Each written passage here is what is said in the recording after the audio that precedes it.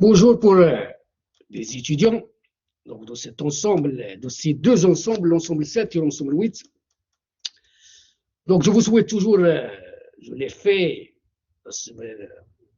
la séance dernière, l'intervention orale de la semaine dernière, pour vous souhaiter toujours donc les meilleurs vœux pour cette année, surtout que c'est la première semaine de janvier, donc pour les étudiants, je sais qu'ils sont dans une situation pas confortable.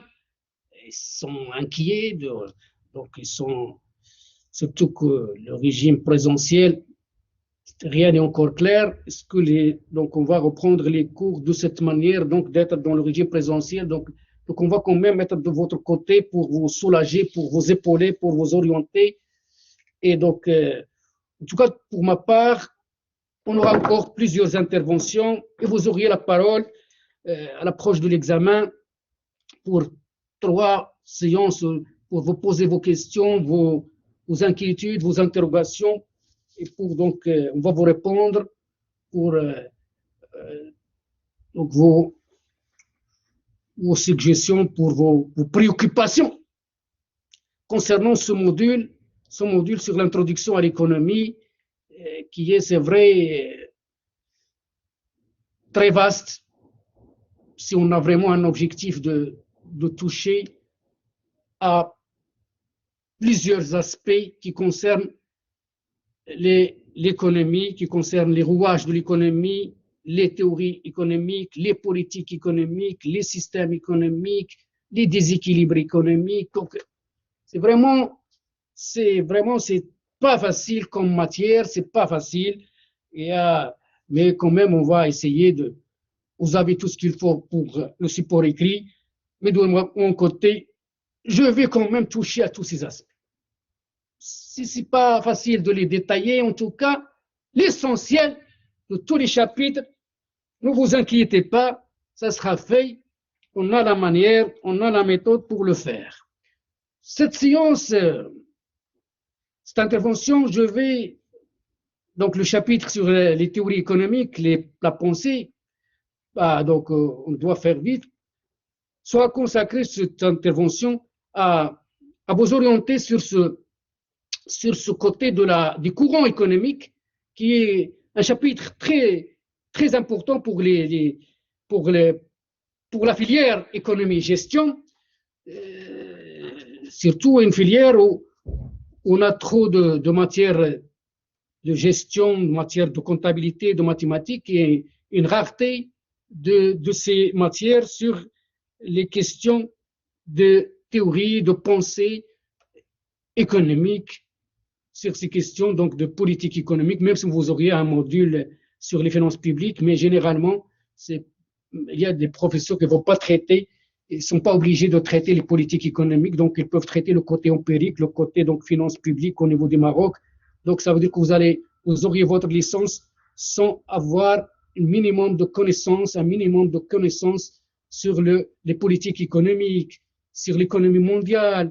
Un étudiant qui aura sa licence sans être au courant du GATT, de l'OMC, sans être au courant de la conception de l'État, libéralisme, capitalisme, marxisme, sans être au courant du modèle de pays, sans être au courant des pays socialistes, pays socialistes, le modèle qui a existé avant 1991, sans être au courant de pas mal de choses, comment l'économie mondiale fonctionne, les multinationales, les groupements régionaux, l'Europe, l'Union européenne. L'Union européenne, c'est un groupement régional et les étudiants doivent être au courant. C'est quoi un groupement régional? Les accords douaniers, l'ALENA, l'accord du libre-échange nord-américain, l'ASEAN. En Afrique aussi, on a vu l'UMA. C'est vrai que les activités sont gelées. L'Union du Maghreb arabe, donc, et d'autres, la CEDEAO en Afrique. On doit aussi faire lorsqu'on va arriver au système économique, je vais aussi donner une importance à la question de l'intégration régionale. comment un groupement régional, les étapes par lesquelles il va passer jusqu'à l'étape ultime, l'union économique et monétaire. L'Europe, c'est vrai que son union économique et monétaire n'est pas totalement achevée, mais il est dans la dernière étape parce qu'il n'a pas encore fait une intégration budgétaire. On a encore des politiques budgétaires nationales. On n'a pas un budget. On a un budget communautaire, mais pas un fédéralisme budgétaire. En plus, l'union monétaire au niveau de l'Europe, la monnaie unique, l'euro, n'est pas adoptée par tous les pays de l'Union européenne. Il y a des pays qui ont encore leur propre monnaie. Ça veut dire que même l'union monétaire n'est pas achevée. Donc c'est vrai que l'Europe est au niveau de l'étape ultime, la dernière, mais l'achèvement n'est pas encore totalement fait. Il y a encore l'Europe psoriasis, la crise sanitaire globale. Au début, vers le mois de mars, il y avait un vrai débat au niveau des responsables européens, des hommes politiques de ces pays. Lorsque les pays, à l'époque, ne voulaient pas mettre en place la solidarité face à la crise. Et des voix se sont élevées pour dénoncer les égoïsmes nationaux et qu'il faut que l'Europe donne l'exemple en matière de solidarité. Il y a des pays qui ont besoin de transferts, d'aide en matière de santé, de ressources, parce que l'Europe, il y a des inégalités de développement. Au sein de l'Europe, on trouve la France, l'Allemagne, mais on trouve aussi la Bulgarie, on trouve la Roumanie. À l'époque, lorsque l'Espagne et le Portugal ont intégré l'Union européenne en 1986, c'était vraiment des pays pauvres. Pas très pauvres, mais quand même avaient un développement similaire à celui du Maroc à l'époque. Le Maroc même était plus avancé, les années 70 par rapport à l'Espagne. Mais lorsqu'ils ont intégré l'Europe, c'est vrai, il y a des transferts de ressources qui font que les pays, dans le cadre de la politique de cohésion économique et sociale, des plans, donc pour que ces États qui viennent d'intégrer l'Europe et qui ont un niveau de développement inférieur se rattrapent sur le plan économique et social. On va financer leurs infrastructures, leurs ports, leurs aéroports, les routes, les autoroutes. Vous voyez l'Espagne, comment c'est pas l'Espagne d'avant 1986. Donc lorsqu'il y avait la crise sanitaire globale, donc il y avait un problème qui s'est posé, que l'Europe n'est pas une Europe sociale. Donc les étudiants, il faut donner une importance à l'Europe, à l'intégration régionale. Voilà, je vous donne une question que vous aurez à l'examen. Donc, moi, je vous pose, c'est pas grave, je peux vous donner je peux vous mentionner déjà les axes. Ce qui me compte pour moi, c'est la formation, c'est pas la note. Vous avez un problème, vous avez une ambition de note, moi non. Moi, mon objectif, c'est de vous former. C'est pas, c'est vrai que ça m'arrive toujours d'avoir ce problème. Les étudiants ont des attentes et le professeur a d'autres attentes. Le professeur, lorsqu'il vient, c'est pour vous former. Lorsque vous auriez votre diplôme, c'est pas pour. Il faut être au courant des mécanismes économiques, du rouage de l'économie, des logiques de fonctionnement, les influences diverses sur un phénomène économique, les influences internationales, les influences politiques, démographiques. Le rôle international est très important. Il affecte l'économie des pays. La colonisation, la dépendance. Lorsque vous manquez d'un produit important comme le pétrole, le Maroc, il importe la quasi-totalité de ses produits pétroliers de l'extérieur, alors que le pétrole fait partie des importations incompressibles, c'est-à-dire des produits dont on ne peut pas se passer pour les avoir. C'est-à-dire, comme disait Jacques Percebois, mon professeur à Montpellier, et qui était aussi un professeur à Grenoble, il m'a enseigné les finances publiques à Montpellier. Et il est aussi responsable d'un master sur, à l'époque c'était le DOSS, sur gestion de l'énergie. Et pour lui, c'est lui le spécialiste, il fait partie des spécialistes internationaux en matière de l'économie de l'énergie, en matière pétrolière. Il est de renommée internationale. Il a même élaboré un rapport pour François Hollande sur la prospective énergétique. C'est lui qui nous a enseigné que le pétrole bénéficie de deux effets. L'effet piston, c'est-à-dire que il est difficilement substituable, que même si lorsque son prix augmente, on continue de se le procurer, de l'acheter. Vous voyez, c'est-à-dire que il y a des produits que lorsque le prix augmente, on va se tourner vers un autre. L'huile augmente, on peut se tourner vers le beurre, vers la margarine, je ne sais pas. On donne des exemples, les économistes généralement donnent cet exemple. Mais le pétrole, même si son prix augmente, les agents, les États, les agents continuent donc de l'acheter parce qu'il est difficilement substituable, il est commode dans les utilisations et surtout dans ce contexte où les énergies alternatives ne sont pas assez développées. Et le deuxième effet, c'est que le pétrole a des usages captifs. C'est quoi les usages captifs? C'est que aucun secteur ne peut échapper à l'utilisation du pétrole, aucun agent, aucun secteur ne peut échapper à l'utilisation du pétrole, soit comme un tronc, c'est-à-dire soit comme un bien intermédiaire, utilisé dans pas mal d'activités pour produire des produits, soit comme carburant pour les véhicules. Ce qui fait qu'il est indispensable. Et vous voyez, le Maroc, il est vraiment, comme d'autres pays non producteurs de pétrole, ils sont dépendants d'un produit utile, important pour le fonctionnement des économies. Et vous voyez, lorsque son prix, le prix du baril augmente, un problème de prix avec un problème de volume, c'est la catastrophe pour la facture d'importation. Et c'est pourquoi Abdillah Ben Kiran, lorsqu'il était chef de gouvernement, après quelques mois, il a trouvé que les réserves de change se sont épuisées. Il s'est tourné vers le FMI, le Fonds monétaire international, pour aller contracter un emprunt de 6 milliards de dollars. Et pourquoi il voulait donc réformer la caisse de compensation qui subventionne les produits de base, dont le gaz butane, produits pétroliers, la farine, le sucre, l'huile. C'est parce que donc, le déficit public a atteint 7% du PIB. Voilà, donc l'influence politique, l'influence internationale, ce qui fait que donc le côté les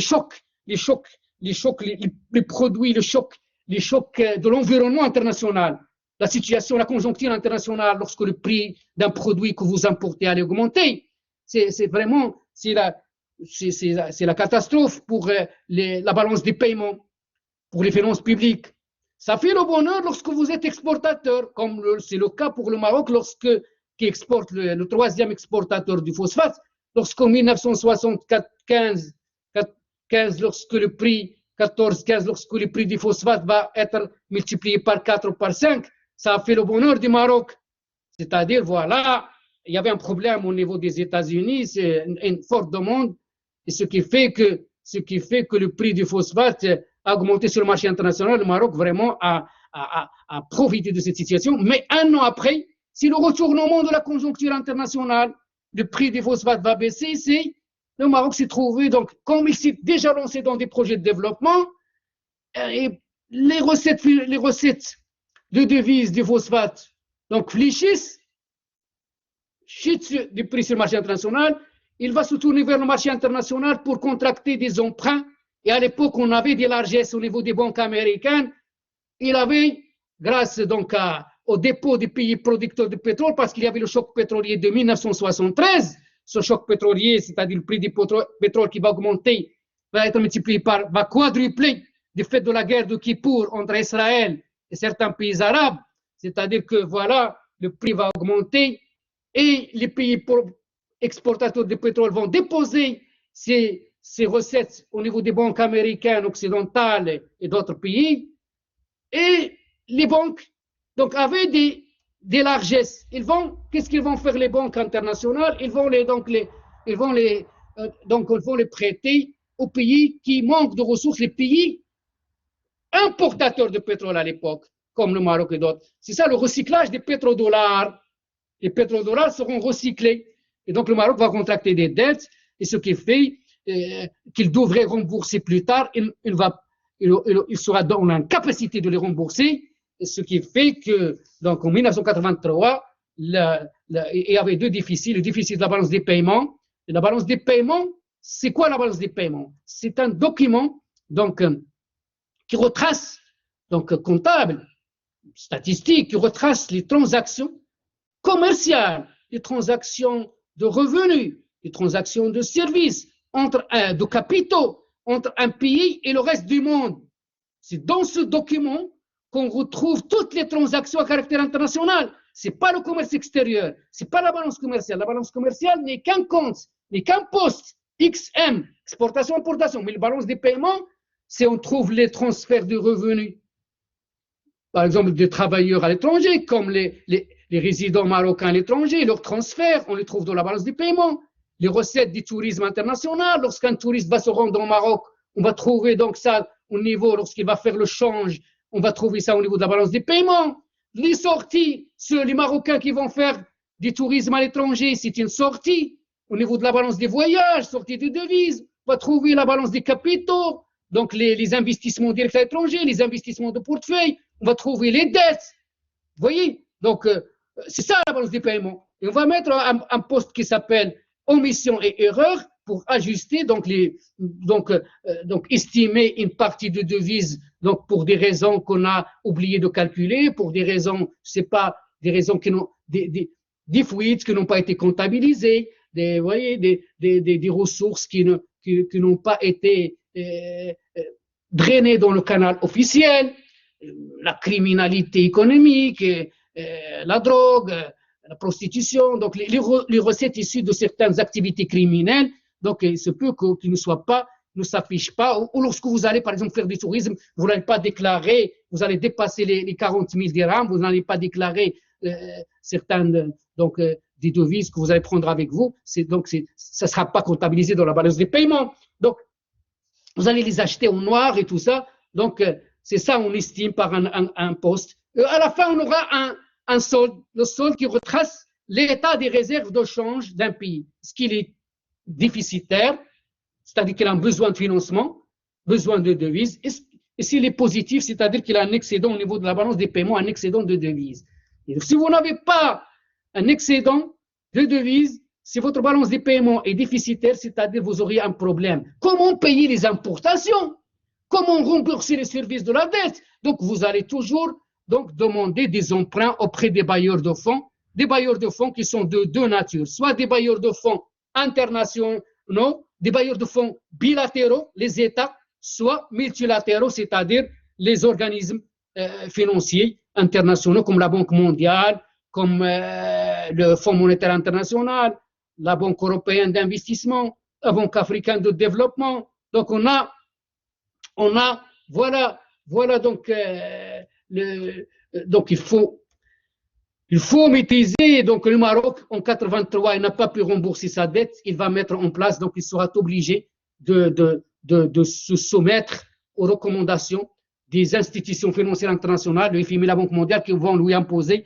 Ils vont imposer ça, pas seulement au Maroc, à tous les pays qui vont afficher une incapacité à honorer leurs engagements. Le premier pays qui a affiché l'incapacité à rembourser la dette, c'est le Mexique en 1983. Et dans d'autres pays, donc les mêmes recettes seront imposées par le FMI, la Banque mondiale, dans le cadre de ce qu'on a appelé le programme d'ajustement structurel. Programme d'ajustement structurel qui avait pour objectif de réduire fortement le rôle de l'État, c'est-à-dire rendre responsable l'État. C'est-à-dire s'il y avait un problème au niveau s'il y avait des déficits, c'est parce que au niveau de la balance des paiements et un déficit au niveau du budget de l'État, c'est parce que l'État s'implique trop. C'est ça la philosophie des institutions financières internationales. L'État s'implique trop et qu'il doit revoir ses implications à la baisse. L'État doit sortir de l'économie, laisser les lois de marché fonctionner. Et considérons l'État comme à l'origine des distorsions, à l'origine des déséquilibres. Ça a été déjà dit par Milton Friedman lorsqu'il y avait la crise stagflationniste de 1973, lorsqu'on avait ce choc pétrolier, cette instabilité monétaire, le FMI de Bretton Woods va va s'éclater, va être éclaté en 1973. Déjà en 1971, on va abandonner la convertibilité hors du dollar. Et en 1973, on va abandonner la fixité des taux de change pour donc laisser les monnaies, les devises, donc les monnaies nationales, donc fluctuer librement en fonction de l'offre et la demande. Donc, on va adopter les taux de change flottants, flexibles. Et ça sera donc validé officiellement par les accords de la Jamaïque en 1976. Donc, à l'époque, 73, la crise qui va être une occasion pour les libéraux néoclassiques de remonter un créneau pour dénoncer le keynésianisme comme étant responsable de cette crise, c'est-à-dire vont dénoncer Keynes. Pourquoi? Parce qu'ils voulaient que l'État soit chassé de l'économie. Parce que Keynes, c'est Keynes qui va réhabiliter le rôle de l'État. Il va donc demander, il va donc, à travers ses défis théoriques et défis donc pratiques, lorsqu'il y avait la crise de 1929 qui a montré l'incapacité des lois de marché à fonctionner correctement, c'est Keynes dans ses travaux qui était aussi un grand fonctionnaire britannique, qui va représenter la Grande-Bretagne dans pas mal de conférences internationales. C'est donc notamment en 1982, lorsqu'il y avait les deux plans, le plan White et le plan Keynes, et même dans la conférence de Bretton Woods en 1944, qui a vu la création des SMI de Bretton Woods, il était présent. Donc, ce Keynes, donc, il va montrer le rôle indispensable de l'État dans une économie de marché. C'est-à-dire une économie de marché ne peut pas fonctionner sans l'implication de l'État. Le marché à lui seul est incapable de nous mener vers l'optimum, vers l'équilibre de plein emploi. C'est-à-dire qu'il faut une implication de l'État par les moyens dont il dispose sur le plan monétaire et budgétaire, toujours pour soutenir la demande et éviter à ce que l'économie ne s'oriente vers des crises de surproduction. Et la crise de 1973, donc après plusieurs années, 1945 jusqu'à 1973, c'était le keynésianisme. C'était le rôle accru de l'État dans le monde. Mais en 1973, une crise grave, une crise difficile, due au premier choc pétrolier, due à l'instabilité monétaire, qui va donc être exploitée par les libéraux néoclassiques, notamment par Milton Friedman, de l'école de Chicago, le monétariste, pour dénoncer le keynésianisme. Pour dénoncer le keynésianisme comme étant responsable de cette crise. C'est-à-dire qu'il va être critiqué sur trois plans. Sur le plan monétaire, comme étant le keynésianisme, l'intervention de l'État à travers le financement à travers la création de la masse monétaire, à travers donc le développement des taux d'intérêt, la baisse des taux d'intérêt. Donc pour lui, l'implication keynésienne sur le plan monétaire, elle est de nature inflationniste et qu'il faut revenir à une masse monétaire vraiment restrictive qui est très limitée, dont les stricts besoins de la croissance économique, les stricts besoins de l'économie. Donc, il ne faut pas créer la monnaie en dehors des stricts besoins. Les critiques vont aussi à l'implication financière, c'est-à-dire on va invoquer l'effet d'éviction. L'effet d'éviction, c'est-à-dire le keynésianisme est à l'origine de l'effet d'éviction, c'est-à-dire que lorsque l'État va se comporter comme emprunteur dans les marchés financiers, c'est-à-dire le taux d'intérêt va augmenter. Et lorsque le taux d'intérêt augmente, le secteur privé va être évincé. C'est ça, éviction, sera évincé, écarté. C'est-à-dire qu'il y a un acteur qui normalement ne devrait pas être là, l'État, selon les libéraux. Mais l'État, lorsqu'il s'implique, le nombre de demandeurs augmente. C'est ça l'économie. Le prix augmente, donc le taux d'intérêt augmente, ce qui fait que le secteur privé serait dans l'incapacité de s'emprunter à de tels taux. Et pour les libéraux, cette éviction nuit à la croissance économique. Un acteur important qu'on va évincer, le secteur privé, c'est-à-dire que la croissance économique va payer le prix. Il n'y aura pas d'investissement privé.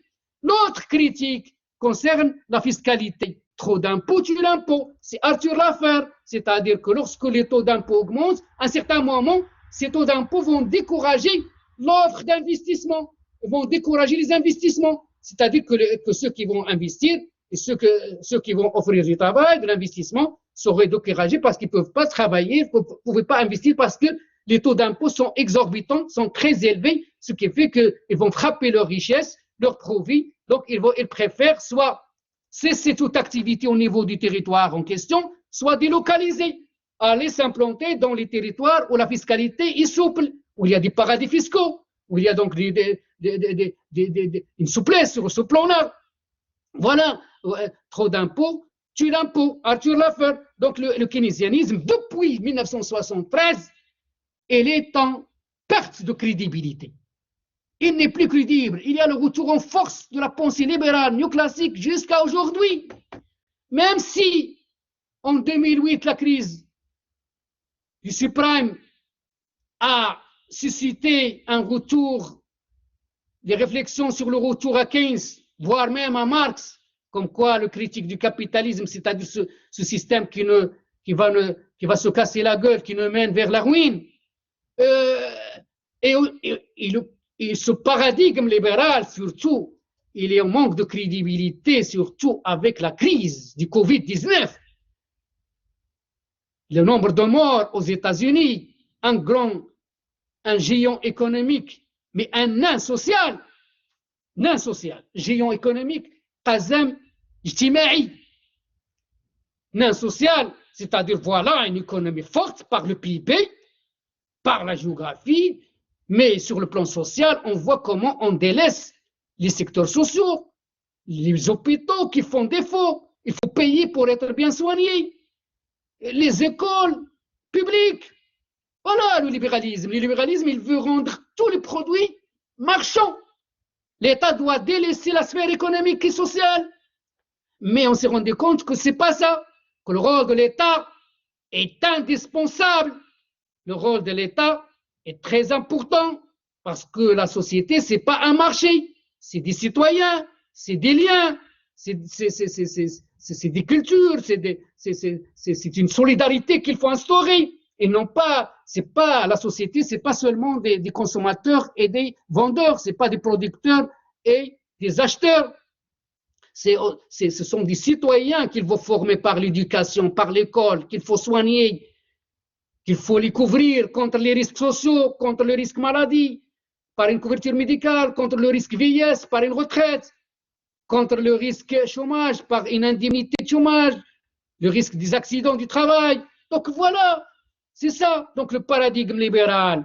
Donc c'est pourquoi on réfléchit sur un troisième système qui n'est ni libéral, capitaliste libéral, ni un socialisme étatisé. Déjà, Tinbergen, il a mentionné ça, que la voie maintenant, la voie, elle est intermédiaire, voilà, logique du marché, on ne peut pas s'en passer, mais il faut une justice sociale. Il faut aussi d'autres formes d'organisation économique et sociale. Les associations, les coopératives, j'ai souligné l'autre fois, j'ai souligné pour S5 la question du secteur informel.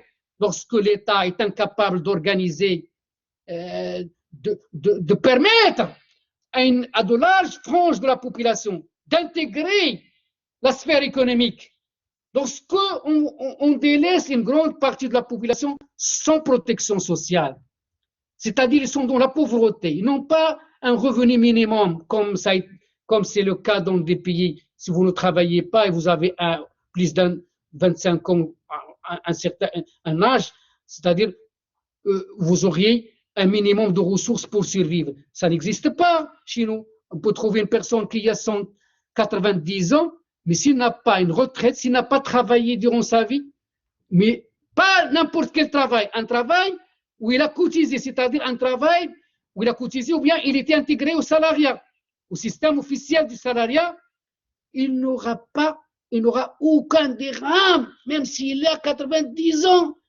Donc il doit puiser dans sa famille, résider avec je ne sais pas, s'il a des enfants, s'il a pour donc qui vont l'héberger, qui vont le nourrir, le vêtir. Donc voilà les défaillances de l'État. L'assurance, donc même la couverture médicale, le Maroc, c'est vrai, il s'est rattrapé. Avant, il n'y avait même pas le RAMED, il n'y avait même pas le régime d'assistance médicale. On avait deux couvertures. Une couverture pour ceux qui cotisent, les étudiants sont concernés par l'assurance maladie obligatoire, mais une couverture qui est vraiment une assistance, pas une assurance. Le RAMED, c'est une assistance, c'est-à-dire on vous donne le minimum. Vous allez dans les hôpitaux publics, vous n'avez pas le droit d'aller aux cliniques, au secteur privé, aux médecins privés, c'est-à-dire minimum, c'est-à-dire juste le minimum, le remède, c'est une assistance pour de solidarité. Ceux qui n'ont pas les ressources, donc voilà, les pauvres, c'est-à-dire, mais même le remède n'existait pas les années 90, les années, donc il a été instauré, c'est vrai, vers les années 2000. Moi, j'ai la date exacte et tout ça. Donc, mais ça fait longtemps, en 2002, mais il va être opérationnel quand les années après 2010. C'est-à-dire même, et les étudiants même ne sont pas au courant de leur couverture d'assurance, qu'ils sont concernés par l'assurance maladie obligatoire. Voilà donc, voilà comment une grande partie de la population qui ne peut intégrer ni le secteur privé, faute de compétences, faute de, voilà, n'ont pas les ressources, le capital pour intégrer. S'ils veulent l'intégrer en tant que main-d'œuvre, en tant que travailleurs, ils doivent donc quand même satisfaire des critères pour les entreprises. S'ils n'ont pas de capitaux, c'est pourquoi certaines personnes vont donc au microcrédit pour intégrer la logique productive. Les femmes, donc la production, je ne sais pas, de l'huile d'argan, ils produisent des produits, je ne parle pas de l'INDH, je parle des microcrédits, je ne parle pas des projets de l'INDH, de l'Initiative nationale pour le développement humain, qui finance certains projets. Vous allez présenter votre projet, donc qui sera donc au niveau parce que c'est les provinces qui se chargent. Le côté social, malheureusement, il est au niveau des provinces, alors que les ministères concernés, c'est le développement social et tout ça. Donc on donne ce programme au ministère de l'Intérieur. Je ne sais pas si ça va marcher parce qu'on peut fermer les yeux sur certains présidents d'associations, même si ça ne marche pas, même si leurs ressources ne sont pas bien affectées, on peut laisser tomber. D'ailleurs, on a constaté que l'INDH, qui a donc été lancé en 2005 pour se rattraper sur le plan de l'indicateur du développement humain, donc en 2020, on est toujours, le Maroc qui était classé à la position 126e, le rapport annuel du programme des Nations Unies pour le développement, à la position 126e. En 2017, il est à la position 130. Ça veut dire que ça n'a pas permis de se rattraper sur le plan de l'indicateur du développement humain. Cet indicateur qui prend en compte 3 indices. PIB, le produit intérieur brut par habitant et par an, la richesse, mais il n'y a pas que la richesse, il y a le côté de la scolarisation, un indice qui prend en compte la lutte contre l'analphabétisme, la scolarisation. Le 3e indice qui prend en compte l'espérance de vie, les questions de mortalité. Donc, parce qu'on a constaté que la richesse n'explique pas tout, qu'on peut avoir un PIB important, mais être mal classé sur le plan du développement humain. C'est-à-dire que la richesse quantitative ne signifie pas le développement social, ne signifie pas le développement humain. Pourquoi on a ajouté ces 2 critères dans le calcul, c'est-à-dire les défaillances, les limites du PIB. Le PIB n'est pas un indicateur de bien-être, ça a été montré par des économistes comme Amartya Sen, comme Joseph Stiglitz, comme d'autres qui ont mentionné qu'on peut être riche quantitativement, mais pauvre socialement. Mais voilà, c'est-à-dire qu'on peut avoir un PIB, un gâteau très important, mais sur le plan social, on peut avoir la misère, on peut avoir. C'est pourquoi on a ajouté ces 2 indices pour prendre en compte les dimensions sociales, les dimensions qualitatives. Donc voilà. Donc voilà donc c'est pourquoi je vous dis que le 3e secteur, les associations, le secteur informel, lorsqu'on n'intègre pas, lorsque l'économie n'est pas productive, on ne va pas vers l'industrialisation qui est porteur d'innovation. Parce que le secteur qui est porteur d'innovation, c'est l'industrie. Et non pas le tourisme, non pas les secteurs rentiers, ce n'est pas l'immobilier. Et les secteurs moins qui n'ont pas un grand rapport avec la recherche-développement, avec l'innovation, ne vont pas créer assez de l'emploi. Les secteurs qui fonctionnent selon la logique rentière, on ne crée pas d'emploi, on monopolise des secteurs et en même temps on ne met pas en place des systèmes de protection sociale. Et bien les gens, qu'est-ce qu'ils vont faire? Ils se rendent dans la pauvreté. Donc ils trouvent le seul refuge, c'est l'économie informelle. Être des marchands ambulants. Être des marchands ambulants. Et c'est pas facile. on va rendre, c'est-à-dire qu'ils vont s'impliquer dans le commerce informel pour survivre, pour avoir quelques dirhams, pour leur famille, et on ne va pas les laisser tranquilles. D'un côté, on n'organise pas leurs activités, on monopolise, on détourne des ressources, on les affecte mal, on ne met pas en place un système de protection sociale, et en même temps, on ne veut pas que les gens cherchent des issues de survie. On va les pourchasser, on va les brutaliser, on va les matraquer, on va pas les laisser tranquilles pour survivre. Donc j'ai donné l'exemple pour lundi, pour le cas de la province de Ben Slimane, lorsque l'autorité locale de la commune de Ben Slimane allait s'attaquer à des marchands ambulants, alors que, c'est vrai, on peut comprendre un côté de libérer la voie publique, c'est vrai, il faut la propreté dans la ville, il faut faire ce travail, mais il faut l'organiser. Ils n'ont pas d'autre recours.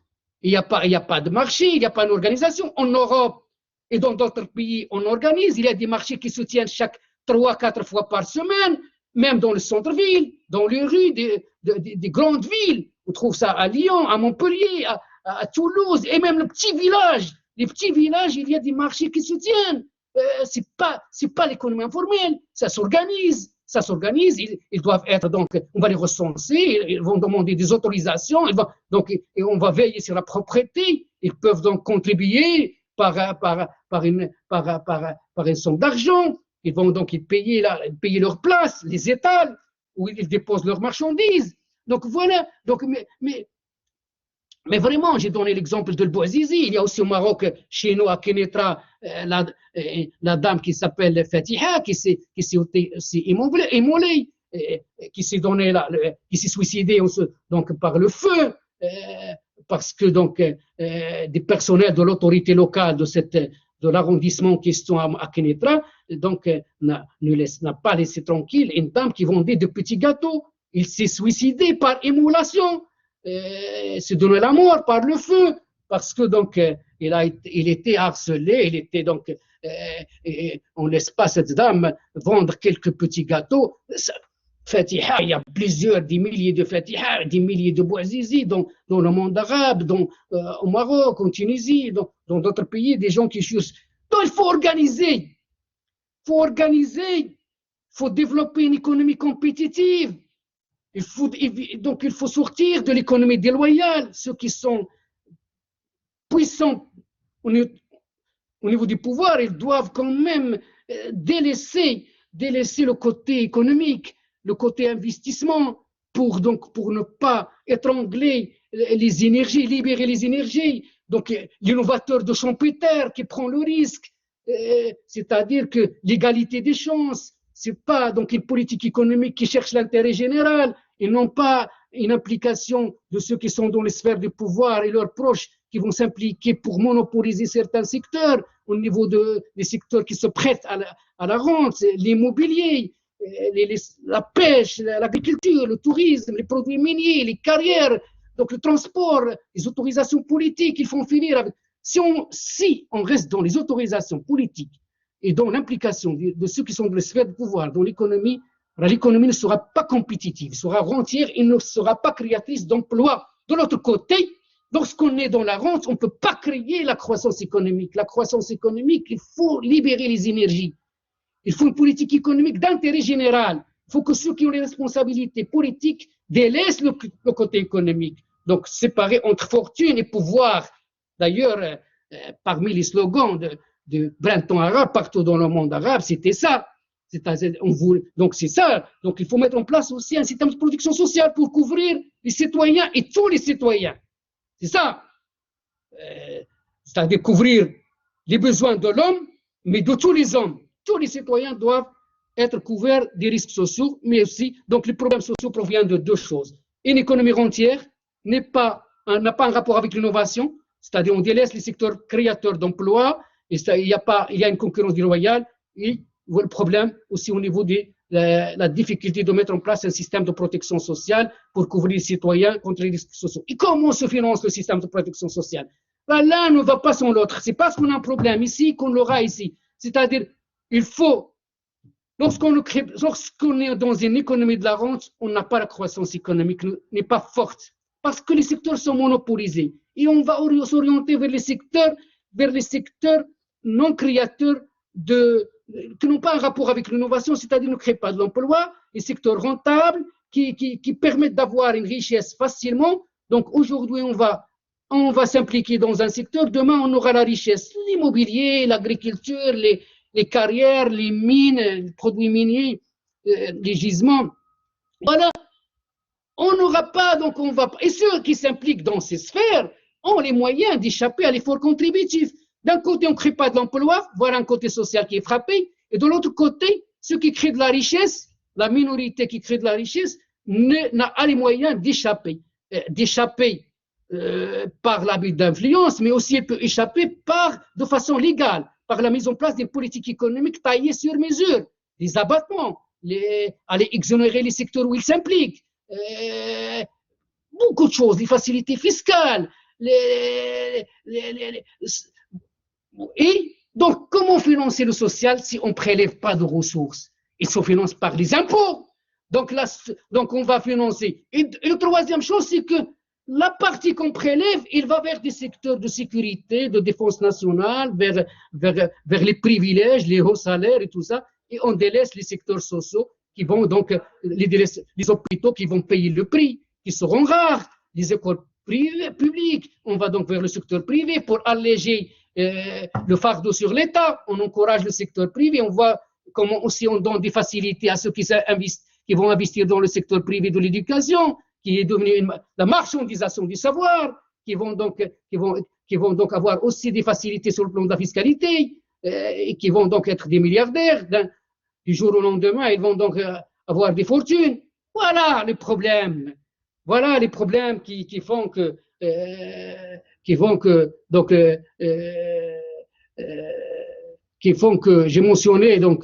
mentionné aussi le cas donc comment les citoyens, donc, comment lorsqu'il n'y a pas une organisation, des institutions, ça a été dit par Malivo, c'est-à-dire que l'économie s'intéresse à comment produire, comment répartir, comment commercialiser, mais aussi il s'intéresse à la nature des institutions et à la nature de la forme d'organisation économique et sociale. Donc, j'ai souligné le cas aussi qui fait mal, comment on va s'attaquer à des pauvres, comme c'est le cas, donc j'ai souligné le cas de cette province de Slimane, pour aller donc détruire les pneus des charrettes. Donc c'est pas seulement le Bouazizi, donc détruire les pneus des charrettes des citoyens pauvres, alors qu'ils ne sont pas responsables de cette situation. C'est-à-dire ils veulent survivre, ils ne trouvent pas une organisation, ils ne trouvent pas un système de production sociale, ils ne sont pas impliqués dans le secteur privé. Ils ne peuvent pas donc aussi intégrer leur fonction publique, c'est des concours. Donc la seule issue, c'est le secteur informel, mais le secteur informel, il est difficile à intégrer aussi. C'est comme si, ça veut dire que voilà les institutions qui, au lieu d'être un bien public, ils deviennent un mal public, c'est-à-dire qu'ils entravent. Malivo a dit que les institutions facilitent les opérations. Des fois, les institutions et ceux qui sont chargés ce n'est pas des institutions, des fois c'est plus des comportements qui vont nuire, des comportements. J'ai donné l'exemple de l'implication dans l'économie de la rente, l'évasion fiscale, les abus sur ce plan, les comportements qui nuisent au bon fonctionnement de l'intérêt général, bon fonctionnement de l'économie, et qui font que l'économie n'est pas orientée vers la satisfaction des besoins de l'homme et de tous les hommes. Voilà, donc je vous remercie. La semaine prochaine, je vous donne la semaine prochaine. Donc la semaine prochaine, donc je vais vous donner donc les principales idées du courant, Rapidement, une présentation de la partie avant les mercantilistes, c'est-à-dire l'économie, les réflexions et les idées économiques qui prévalaient avant les mercantilistes depuis la période antique jusqu'au Moyen Âge, avec donc la pensée grecque, la pensée arabo-musulmane, la pensée de saint Thomas d'Aquin qui va s'influencer des idées d'Aristote. Et on va, donc, après, on va, chaque courant, des idées principales, mercantilisme, voilà les idées. Le rôle de l'État, la richesse, c'est la détention des métaux précieux, l'État doit être fort, donc pour donc favoriser cet enrichissement, selon cette optique, c'est-à-dire aller faire les conquêtes extérieures, faire les guerres, pour renforcer ce stock de métaux précieux, on va donner les auteurs. On passe à la physiocratie, et donc ça va nous prendre une heure. Donc on peut, sinon, s'il nous reste une partie, ça sera donc dans 2 séances, le chapitre sur les théories et les pensées économiques. Donc on a le temps, on aura pas mal de séances, on va faire des rattrapages, en tout cas, vous ne vous inquiétez pas, on est là jusqu'au mois de février. Il se peut qu'à l'approche d'examen, on peut faire même 3 séances par semaine. Je vous remercie, bon courage.